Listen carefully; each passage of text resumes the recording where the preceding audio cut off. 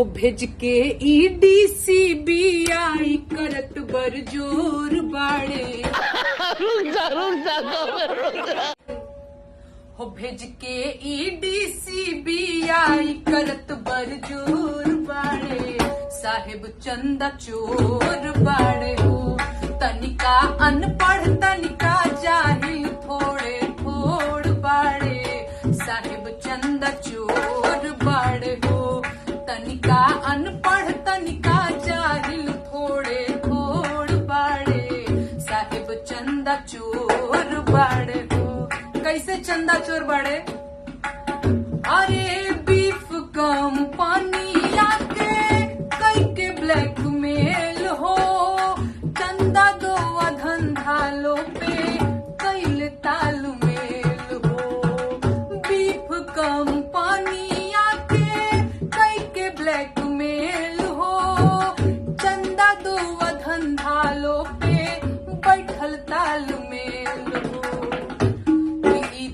देश के लूटेरा रिश्वत खोर बाड़े साहेब चंदा चोर बाड़े हो इका देश के लूटेरा रिश्वत खोर बाड़े साहेब चंदा चोर बाड़े हो।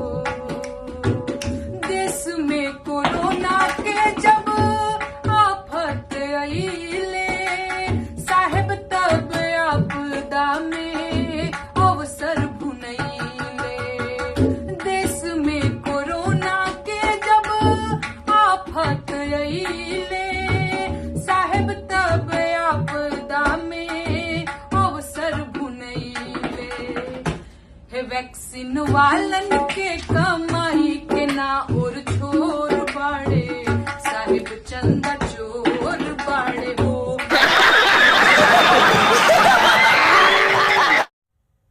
ये भीड़, ये मौजूदगी, ये सैलाब आपने देखी। ईरान के सर्वोच्च नेता अयतुल्लाह खामेनेई ने तेहरान की ग्रैंड मस्जिद से इजराइल को खुली धमकी दी। आइए हम आपको दिखाते हैं खामेनेई ने अपने भाषण में जो बड़ी बातें कही।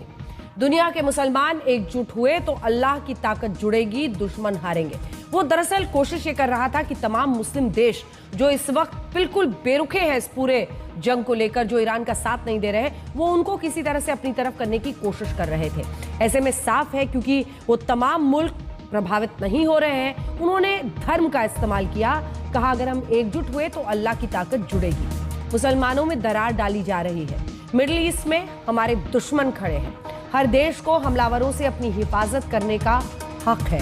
वो ये इसलिए कह रहे थे क्योंकि जो ईरान ने इजराइल पर अटैक किया उसके बाद कई सारे मुल्क प्रश्न पूछ रहे थे, सवाल खड़े कर रहे थे। तो अपनी हिफाजत में ये अटैक हमने किया है, जबकि किया इसलिए था क्योंकि नसरल्ला को इजराइल ने मार गिराया था। इजराइल पर 7 अक्टूबर का हमला जायज था। 7 अक्टूबर 2023 को ही पहली बार हमास ने इजराइल पर हमला किया था और बहुत सारे इजरायली लोगों की मौत भी हुई थी, हत्या हुई थी, साथ ही उन्हें बंधक बनाया गया था। उसको भी आज खामेनेई ने सही ठहरा दिया। इजराइल पर मिसाइल हमला सही था, जो अभी ईरान ने किया है उसको भी सही कह दिया। अयतुल्लाह खामेनेई एक तरफ अरब देशों के मुस्लिमों को जोड़ने की अपील कर रहे हैं, तो फिलिस्तीन और लेबनान पर जिस तरह से इजराइल अटैक कर रहा है उसके लिए भी कहा कि ईरान उनके साथ पूरी ताकत से खड़ा होगा। ये देखते हैं ये स्पेशल रिपोर्ट। ये बड़ी अच्छी बात कही आप।